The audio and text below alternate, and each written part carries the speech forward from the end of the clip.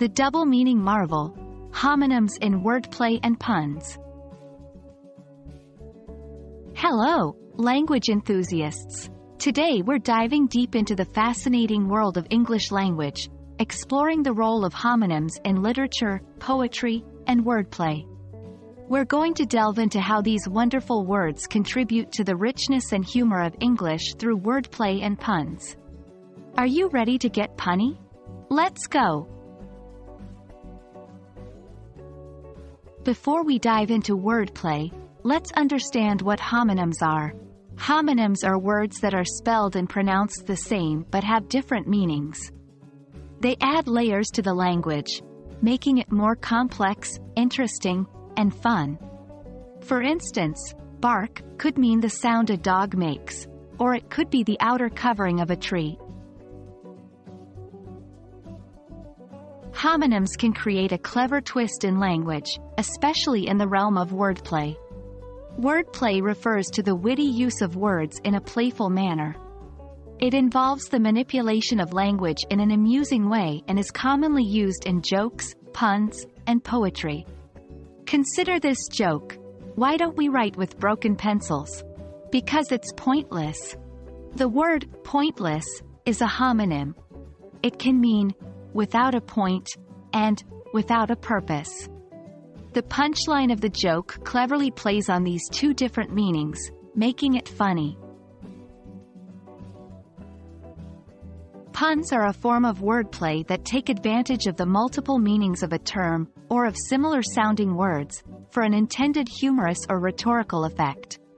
They're often used in literature, movies, and everyday conversation to add a layer of humor or irony. Let's look at an example of a pun using homonyms. Time flies like an arrow. Fruit flies like a banana. Here, flies is a homonym.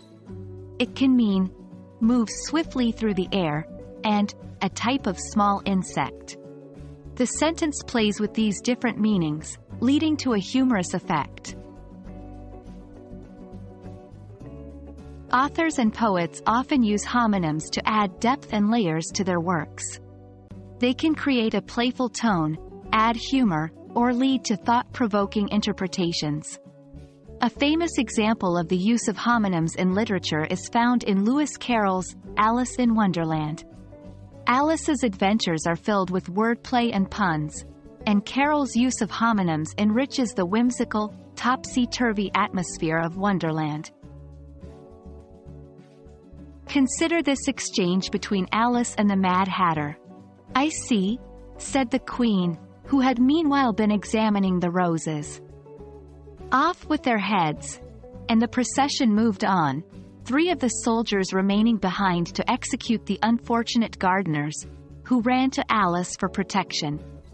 "You shan't be beheaded," said Alice, and she put them into a large flower pot that stood near.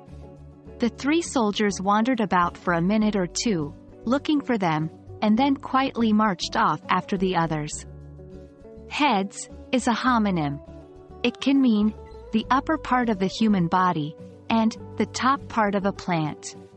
This clever use of homonyms adds a humorous twist to the narrative. Understanding and using homonyms can truly elevate your language skills. They're not only fun to play around with but also enable us to add layers of meaning to our conversations, writing, and humor. Remember, language is a playground, and homonyms are one of the funniest swings. We hope you've enjoyed this exploration of homonyms in wordplay, puns, and literature. Keep practicing, keep learning, and keep playing with words. Until next time, happy learning!